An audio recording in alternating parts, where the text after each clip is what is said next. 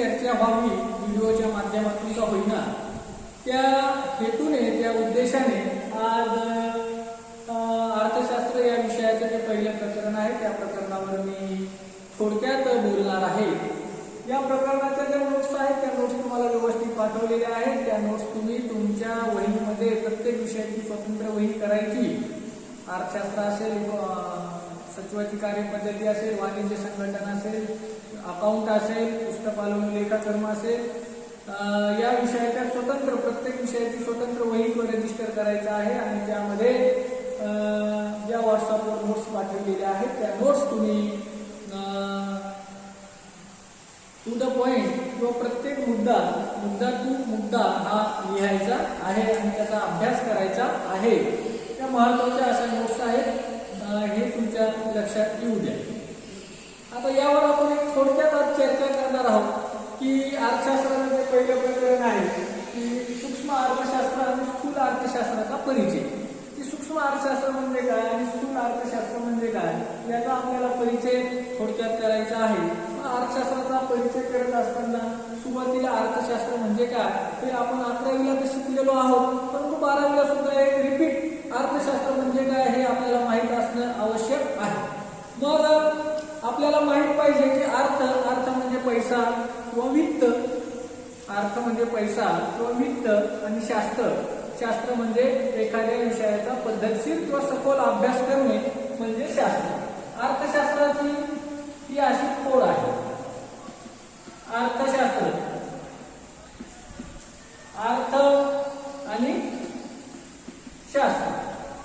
अर्थ म्हणजे काय तर पैसा किंवा वित्त, आणि शास्त्र म्हणजे काय तर एखाद्या विषयाचा पद्धतशीर किंवा सखोल अभ्यास करणे म्हणजे शास्त्र होय. मग शास्त्राचे प्रामुख्याने 2 प्रकार पडतात, हे तुम्हाला माहित असणं आवश्यक आहे. शास्त्राचे प्रामुख्याने 2 प्रकार आहेत. एक आहे नैसर्गिक शास्त्र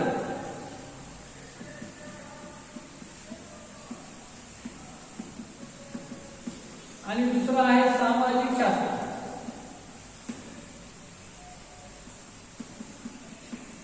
सामाजिक शास्त्र. आता नैसर्गिक शास्त्र जे आहे, नैसर्गिक शास्त्रामध्ये जड किंवा अचेतन अशा वस्तूंचा अभ्यास केला जातो. नैसर्गिक शास्त्रामध्ये जड किंवा अचेतन अशा वस्तूंचा अभ्यास केला जातो. म्हणजे नैसर्गिक शास्त्रामध्ये मानवी वर्तणुकीचा अभ्यास केला जात नाही.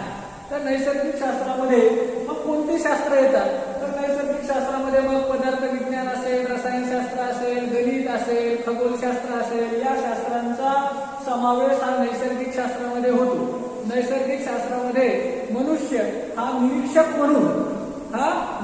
म्हणून कार्य करत असतो. हे शास्त्राचा एक प्रकार आहे नैसर्गिक शास्त्र. आणि दुसरा आहे सामाजिक शास्त्र. सामाजिक शास्त्र म्हणजे काय तर मानवी वर्तणुकीचा सखोल अभ्यास करणारे शास्त्र. मानवी वर्तणुकीचा सखोल अभ्यास करणारे शास्त्र म्हणजे सामाजिक शास्त्र होय. मग सामाजिक शास्त्रामध्ये एकंदरीत मनुष्याच्या भावभावना असतील, मनुष्याची सुखदुःख असतील, मनुष्याच्या आकांक्षा, अपेक्षा, इच्छा, या सर्व गोष्टींचा अभ्यास सामाजिक शास्त्रामध्ये केला जातो. मग सामाजिक शास्त्रामध्ये मनुष्य हा अभ्यास विषय असतो. सामाजिक शास्त्रामध्ये मनुष्य हा अभ्यास विषय असतो. मग सामाजिक शास्त्रामध्ये कोणकोणत्या विषयाचा समावेश होतो तर सामाजिक शास्त्रामध्ये इतिहास, सामाजिक शास्त्रामध्ये इतिहास, भूगोल, राज्यशास्त्र, अर्थशास्त्र, समाजशास्त्र, त्यानंतर मानसशास्त्र, कायदेशास्त्र, अशा विविध शास्त्रांचा सामाजिक शास्त्रामध्ये समावेश होतो. म्हणजे अर्थशास्त्र हे सामाजिक शास्त्र आहे. म्हणजे अर्थशास्त्र हे काय आहे सामाजिक शास्त्र आहे. हे या ठिकाणी आपल्याला लक्षात येणं आवश्यक आहे. तर अर्थशास्त्र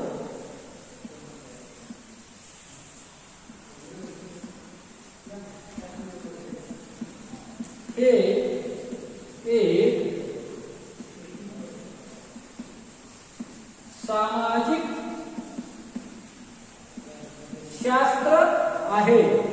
अर्थशास्त्र हे एक सामाजिक शास्त्र मनुष्याच्या वर्तणुकीचा अभ्यास केला जातो.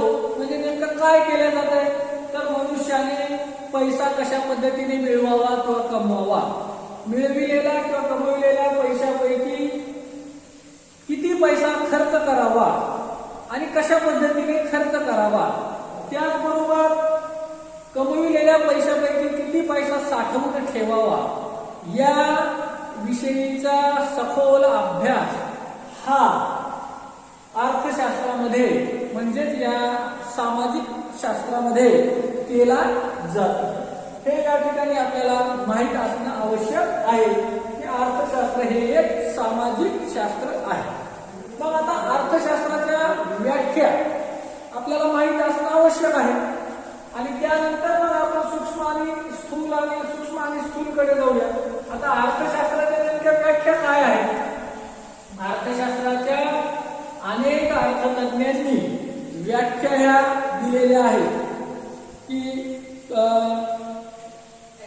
कौटिल्याच्या कालावधीमध्ये सुद्धा जे आर्य चाणक्य जे होते, चाणक्यालाच विष्णुगुप्त म्हणायचे, चाणक्यालाच कौटिल्य म्हणायचे.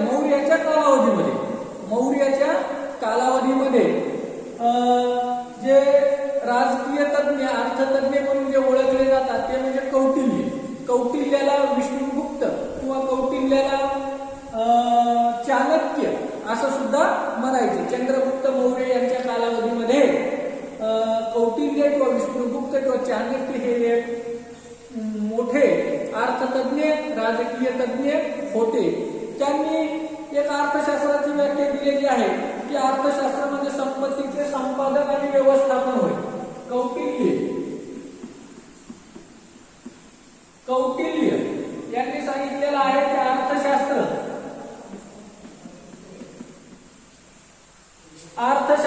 म्हणजे संपत्तीचे संपादन आणि व्यवस्थापन होय. अर्थशास्त्र म्हणजे संपत्तीचे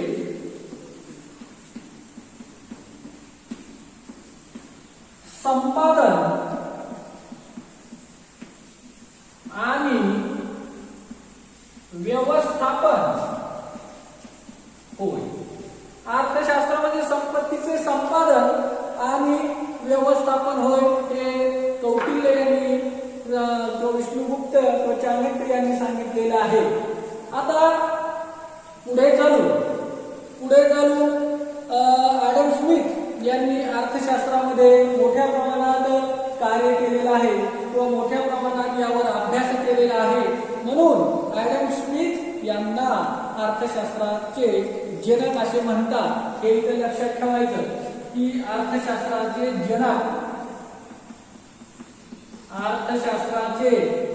जनक कोणास म्हणतात, तर ॲडम स्मिथ हे अर्थशास्त्राचे जनक आहेत आणि त्यांनी राष्ट्राची संपत्ती हे एक पुस्तक लिहिलेलं आहे किंवा अर्थग्रंथ लिहिलेला आहे. अर्थशास्त्रातील एक ग्रंथ लिहिलेला आहे. त्यांनी लिहिलेला ग्रंथ जो आहे त्याचं नाव आहे राष्ट्राची संपत्ती. हा त्यांनी अर्थशास्त्रीय ग्रंथ लिहिलेला आहे आणि त्यांनी या ग्रंथामध्ये अर्थशास्त्राची व्याख्या केलेली आहे. ते असं म्हणतात की अर्थशास्त्र हे संपत्तीचे शास्त्र आहे. त्यांनी केलेली व्याख्या की अर्थशास्त्र हे संपत्तीचे शास्त्र आहे. अर्थशास्त्र हे काय आहे? संपत्तीचे शास्त्र आहे. विविध विचारवंतांनी अर्थशास्त्राच्या वेगवेगळ्या व्याख्या केलेल्या आहेत. केन्स यांनी वेगळी व्याख्या केली, रॉबिन्सन यांनी वेगळी व्याख्या केली, ॲडम स्मिथ यांनी वेगळी व्याख्या केली, कौटिल्य यांनी वेगळी व्याख्या केलेली आहे, रॅग्नर फ्रिश यांनी वेगळी व्याख्या केलेली आहे. अशा वेगवेगळ्या अर्थतज्ञांनी वेगवेगळ्या व्याख्या केलेल्या आहेत. यापैकी काही मोजक्या व्याख्यांचा अभ्यास आपण या ठिकाणी करणार आहोत. त्यापैकी आर्य कौटिल्य यांनी सांगितलेलं आहे की अर्थशास्त्र म्हणजे संपत्तीचे संपादन आणि व्यवस्थापन होय. त्यानंतर अर्थशास्त्राचे जनक जे ॲडम स्मिथ यांनी राष्ट्राची संपत्ती हे जे अर्थशास्त्रीय पुस्तक लिहिलं त्यामध्ये सांगितलेलं आहे की अर्थशास्त्र हे संपत्तीचे शास्त्र आहे. अर्थशास्त्र हे संपत्तीचे शास्त्र आहे. त्यानंतर लिओनेल रॉबिन्स यांनी जी व्याख्या सांगितलेली आहे ती व्याख्या मात्र महत्वाची अशी व्याख्या आहे आणि त्या व्याख्येचा उपयोग किंवा अभ्यास हा मोठ्या प्रमाणात करण्यात आलेला आहे. लिओनेल रॉबिन्स यांनी एक व्याख्या सांगितलेली आहे. लिओनेल रॉबिन्स यांनी अर्थशास्त्राची जी व्याख्या केलेली आहे ती अशी सखोल अशी व्याख्या आहे, किंवा मोठी अशी व्याख्या आहे, किंवा उपयोगात येणारी अशी व्याख्या आहे, व सर्वसामान्यांना समजेल अशा पद्धतीची ही अर्थशास्त्राची व्याख्या आहे. ती काय व्याख्या आहे? अनंत गरजा. गरजा कशा आहेत? मनुष्याच्या अनंत आहेत. अनंत गरजा, मर्यादित परंतु दुर्मिळ व पर्यायी उपयोगाची साधने यांचा मेळ घालण्याच्या दृष्टीने करण्यात येणाऱ्या मानवी वर्तनाचा अभ्यास म्हणजे अर्थशास्त्र होय.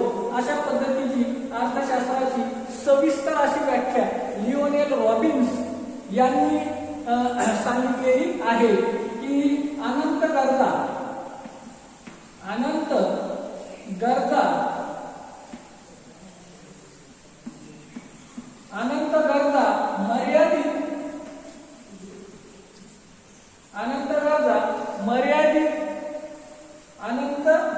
मर्यादित परंतु दुर्मिळ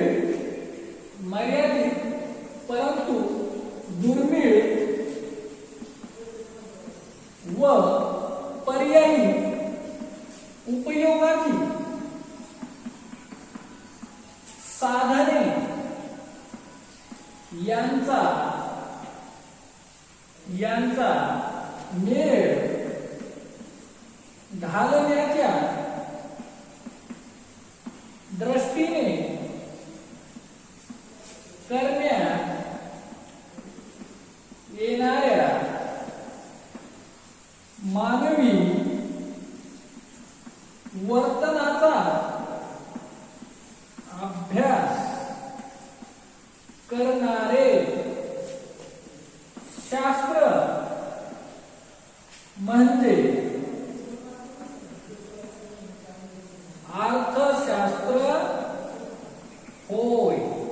ही अशी सविस्तर अशी अर्थशास्त्राची व्याख्या आहे लिओनेल रॉबिन्स यांनी सांगितलेली. अनंत गरजा, मर्यादित परंतु दुर्मिळ व पर्यायी उपयोगाची साधने यांचा मेळ घालण्याच्या दृष्टीने करण्यात येणाऱ्या मानवी वर्तनाचा अभ्यास करणारे शास्त्र म्हणजे अर्थशास्त्र होय. या पद्धतीने आपण अर्थशास्त्राची जी काही प्रस्तावना आहे ही प्रस्तावना आणि अर्थशास्त्राच्या व्याख्या या आपण या ठिकाणी पाहिलेल्या आहेत. आता मूळ जो आपल्या पहिल्या प्रकरणाचा उद्देश आहे की सूक्ष्म अर्थशास्त्र आणि स्थूल अर्थशास्त्राचा परिचय. त्या सूक्ष्म हा शब्द कुठून आला, स्थूल हा शब्द कुठून आला, सर्वप्रथम कोणी आणला, त्याचा काय उद्देश आहे, त्याचा काय अर्थ आहे हे सुद्धा पाहणं आपल्याला आवश्यक आहे. तर याविषयी आपण थोडक्यात माहिती पाहूया की अर्थशास्त्राची प्रामुख्याने 2 भागामध्ये विभागणी केलेली आहे. त्याचा उद्देश असा की अर्थशास्त्र हा खूप व्यापक विषय असल्यामुळे त्या विषयाचा चिकित्सक किंवा सखोल असा अभ्यास व्हावा या हेतूने अर्थशास्त्राची प्रामुख्याने 2 भागात विभागणी करण्यात आलेली आहे. त्याला म्हणतात सूक्ष्म अर्थशास्त्र आणि स्थूल अर्थशास्त्र. अर्थशास्त्राचे 2 भाग. अर्थशास्त्राचे 2 भाग. एक आहे सूक्ष्म अर्थशास्त्र आणि दुसरा भाग आहे स्थूल अर्थशास्त्र. सूक्ष्म आणि स्थूल. सूक्ष्म म्हणजे मायक्रो. अर्थशास्त्र म्हणजे मायक्रो इकॉनॉमिक्स आणि स्थूल म्हणजे मॅक्रो इकॉनॉमिक्स. Macro economics. मग हे जे सूक्ष्म अर्थशास्त्र आणि स्थूल अर्थशास्त्र हे जे दोन भाग केलेले आहेत, हे दोन भाग किंवा या दोन भागात अर्थशास्त्राचा अभ्यास हा सर्वप्रथम रॅगनर फ्रिस यांनी इसवी सन 1933 साली केलेला आहे. या दोन भागाचा सर्वप्रथम अभ्यास हा रॅगनर फ्रिस सर्वप्रथम अभ्यास रॅगनर फ्रिस यांनी केला आहे. तो इसवी सन 1933 साली रॅगनर फ्रिस यांनी सर्वप्रथम सूक्ष्म अर्थशास्त्र आणि स्थूल अर्थशास्त्र या दोन भागामध्ये अर्थशास्त्राची विभागणी किंवा अभ्यास केलेला आहे. आता यामध्ये आपण सर्वप्रथम सूक्ष्म अर्थशास्त्र म्हणजे काय हे पाहू की सूक्ष्म अर्थशास्त्र नेमकं कशास म्हणतात, सूक्ष्म अर्थशास्त्रामध्ये कशाचा अभ्यास केला जातो किंवा कशा पद्धतीने अभ्यास केला जातो, सूक्ष्म अर्थशास्त्राची नेमकी शब्दात व्याख्या कशा पद्धतीने व्यक्त करता येईल किंवा मांडता येईल, सूक्ष्म अर्थशास्त्राचे नेमकी व्याप्ती काय आहे आणि सूक्ष्म अर्थशास्त्राचे वैशिष्ट्य काय आहे हे सुद्धा पाहणं किंवा आपल्याला माहित असणं आवश्यक आहे. मग आता सूक्ष्म अर्थशास्त्राचा अर्थ हा भाग आपण सर्वप्रथम पाहूया. सूक्ष्म अर्थशास्त्र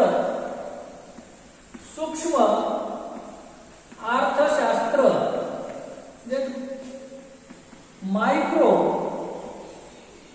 इकॉनॉमिक्स. सूक्ष्म अर्थशास्त्र आणि मायक्रो इकॉनॉमिक्स. मग सूक्ष्म अर्थशास्त्र म्हणजे काय? सूक्ष्म म्हणजे काय? लहानात लहान घटकाला सूक्ष्म असे म्हणतात.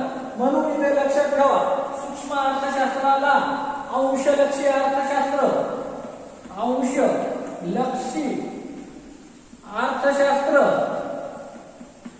किंवा व्यष्टी अर्थशास्त्र हे दोन शब्द विद्यार्थ्यांनी लक्षात ठेवायचे आहेत. व्यष्टी अर्थशास्त्र असे सुद्धा म्हणतात. सूक्ष्म अर्थशास्त्राला अंशलक्षी अर्थशास्त्र किंवा व्यष्टी अर्थशास्त्र असे सुद्धा म्हणतात.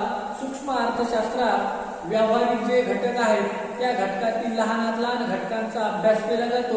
उदाहरणार्थ एकच ग्राहक असेल म्हणजे विशिष्ट ग्राहक, विशिष्ट किंमत, विशिष्ट वस्तू, विशिष्ट उत्पादन, अशा व्यावहारिक घटकांचा अभ्यास हा किंवा वैयक्तिक घटकांचा अभ्यास हा सूक्ष्म अर्थशास्त्रामध्ये केला जातो. थोडक्यात सूक्ष्म अर्थशास्त्रामध्ये लहानात लहान घटकांचा अभ्यास केला जातो. आता असं जरी ढोबळमानाने आपण म्हणत असतो तरी आपल्याला अर्थशास्त्रीय भाषेमध्ये सूक्ष्म अर्थशास्त्राची व्याख्या व्यक्त करणे किंवा मांडणे आवश्यक आहे. ती आपण पाहू की सूक्ष्म अर्थशास्त्राची नेमकी व्याख्या. तर सूक्ष्म अर्थशास्त्राची केनेथ गोल्डिंग यांनी छानशी व्याख्या केलेली आहे. त्याबद्दल मॉरिस डॉग यांची व्याख्या लहान आहे आणि सोपी आहे, परंतु त्यापेक्षा केनेथ गोल्डिंग यांची व्याख्या आपण लक्षात ठेवायची आहे. ते दोन्ही व्याख्या मी लिहून देणार आहे. की मॉरिस डॉग यांनी काय सांगितलं की अर्थव्यवस्थेचे सूक्ष्मदर्शी अध्ययन, अर्थव्यवस्थेचे सूक्ष्मदर्शी अध्ययन म्हणजे सूक्ष्म अर्थशास्त्र होय. सूक्ष्म अर्थशास्त्र होय अशी व्याख्या केलेली आहे. की अर्थव्यवस्थेचे सूक्ष्मदर्शी अध्ययन म्हणजे अर्थव्यवस्थेचे अंशलक्षी अध्ययन म्हणजे सूक्ष्म अर्थशास्त्र होय. परंतु त्यानंतर केनेथ गोल्डिंग यांची जी व्याख्या आहे ती व्याख्या मात्र महत्वाची आहे. ती व्याख्या सर्व विद्यार्थ्यांनी लक्षात ठेवायची आहे, पाठ करायची आहे. केनेथ गोल्डिंग यांची व्याख्या महत्वाची आहे. सूक्ष्म अर्थशास्त्र म्हणजे काय? तर विशिष्ट उत्पादन संस्था, विशिष्ट उत्पादन संस्था, विशिष्ट उत्पादन संस्था, विशिष्ट कुटुंब, विशिष्ट कुटुंब, विशिष्ट उत्पादन संस्था, विशिष्ट कुटुंब, वैयक्तिक किमती, वैयक्तिक किमती, वैयक्तिक किमती, वेतन, उत्पन्न, विशिष्ट उद्योग, विशिष्ट उद्योग आणि विशिष्ट विशिष्ट वस्तूचा अभ्यास करणारे शास्त्र म्हणजे सूक्ष्म अर्थशास्त्र होय. ही व्याख्या परिपूर्ण अशी व्याख्या आहे. केनेथ बोल्डिंग यांनी सांगितलेली व्याख्या जर पाठ करायची म्हटलं तर सहज पाठ होण्यासारखी आहे, स्मरणात राहण्यासारखी आहे. व्याख्या खूप मोठी आहे, अवघड आहे असा गैरसमज करायचा नाही. विशिष्ट उत्पादन संस्था, विशिष्ट कुटुंब, वैयक्तिक किमती, वेतन, उत्पन्न, विशिष्ट उद्योग आणि विशिष्ट वस्तूचा अभ्यास करणारे शास्त्र म्हणजे सूक्ष्म अर्थशास्त्र होय. या पद्धतीने ही सूक्ष्म अर्थशास्त्राची व्याख्या आहे. आता सूक्ष्म अर्थशास्त्राची नेमकी व्याप्ती काय आहे हे सुद्धा आपल्याला माहित असणं आवश्यक आहे. की सूक्ष्म अर्थशास्त्राची व्याप्ती, सूक्ष्म अर्थशास्त्राची व्याप्ती आपण थोडक्यात पाहू आणि त्यानंतर आपण थांबू. सूक्ष्म अर्थशास्त्राची व्याप्ती.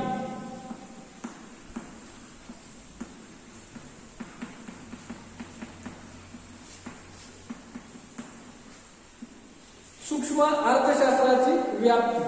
आता सूक्ष्म अर्थशास्त्राची व्याप्तीची 3 भागामध्ये विभागणी केलेली आहे. 3 भागामध्ये विभागणी केलेली आहे. वस्तूच्या किंमत निश्चितीचे सिद्धांत, वस्तूच्या किंमत निश्चितीचे सिद्धांत हा पहिला भाग आहे व्याप्तीचा. दुसरा आहे उत्पादन घटकांच्या किंमत निश्चितीचे सिद्धांत, उत्पादन घटकांच्या किंमत निश्चितीचे सिद्धांत. आणि तिसरा भाग आहे आर्थिक कल्याणाचे सिद्धांत, आर्थिक कल्याणाचे सिद्धांत. अशी 3 भागात सूक्ष्म अर्थशास्त्राची व्याप्ती ही मांडलेली आहे. की वस्तूच्या किंमत निश्चितीचे सिद्धांत, कोणत्याही वस्तूची किंमत कशी निश्चित होत असते ते आपणास माहित असणं आवश्यक आहे. आपण अर्थशास्त्राचे विद्यार्थी आहोत. कोणत्याही वस्तूची किंमत कशा पद्धतीने निश्चित होते, मागणी आणि पुरवठा हे जे 2 घटक आहेत, हे जे 2 घटक आहेत, या 2 घटकांचा समतोल ज्या ठिकाणी साध्य होतो व ज्या ठिकाणी होतो त्या स्पॉटला, त्या आकड्याला, त्या संख्येला किंमत असे म्हणतात. मागणी आणि पुरवठ्याचा समतोल ज्या ठिकाणी होतो त्याला किंमत असे म्हणतात. म्हणजे किंमत निश्चिती सिद्धांतामध्ये मागणीचे विश्लेषण आणि पुरवठ्याचे विश्लेषण, मागणीचे विश्लेषण आणि पुरवठ्याचे विश्लेषण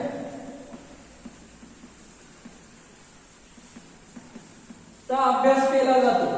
की कोणत्या वस्तूची मागणी आणि पुरवठा यांचा समतोल ज्या ठिकाणी होतो त्यास किंमत असे म्हणतात. तर किंमत निश्चिती सिद्धांतामध्ये मागणी विश्लेषण आणि पुरवठ्याच्या विश्लेषणाचा अभ्यास केला जातो. आता दुसरा जो सूक्ष्म अर्थशास्त्राच्या व्याप्तीचा घटक आहे तो आहे उत्पादन घटकांच्या किंमत निश्चितीचे सिद्धांत. आता 11वीला तुम्ही शिकलेले आहात उत्पादनाचे घटक. उत्पादनाचे घटक कोणते आहेत आणि किती आहेत? उत्पादनाचे घटक प्रामुख्याने 4 आहेत आणि ते कोणते आहेत?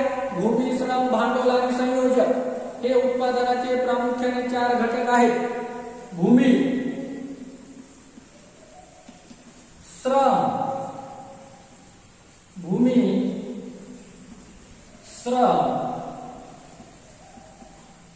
भांडवल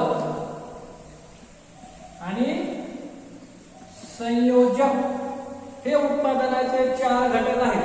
उत्पादन घटकांच्या किंमत निश्चितीचे सिद्धांत.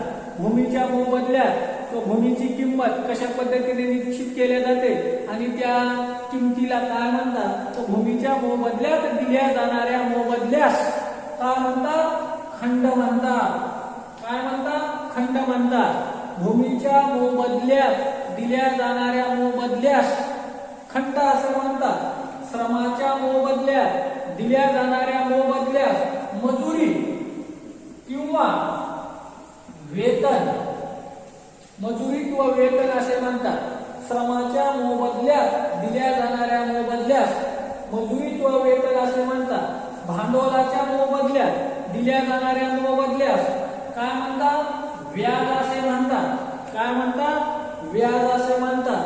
आणि संयोजक जो मेहनत घेतो, जो व्यवसायामध्ये कार्य करतो, त्यानंतर त्याला जो मोबदला मिळतो म्हणजे संयोजकाला मिळणाऱ्या मोबदल्यास काय म्हणतात? नफा असे म्हणतात. काय म्हणतात? नफा असे म्हणतात. भूमी, श्रम, भांडवल आणि संयोजक या पद्धतीने खंड, मजुरी व वेतन, व्याज आणि नफा या पद्धतीने उत्पादन घटकांच्या किंमत निश्चितीचे उत्पादन घटकांची किंमत निश्चिती ही या ठिकाणी होत असते. आणि शेवटचा व्याप्तीचा जो भाग आहे तो म्हणजे आर्थिक कल्याणाचे सिद्धांत. आर्थिक कल्याण, आर्थिक कल्याण म्हणजे काय? उत्पादकाचंही कल्याण झालं पाहिजे आणि उपभोक्त्याचंही कल्याण झालं पाहिजे आणि एकूणच देशाचं किंवा राष्ट्राचं त्याच्यातून कल्याण झालं पाहिजे. म्हणजे देशाचा किंवा राष्ट्राचा विकास झाला पाहिजे. त्यास आर्थिक कल्याणाचे सिद्धांत म्हणतात.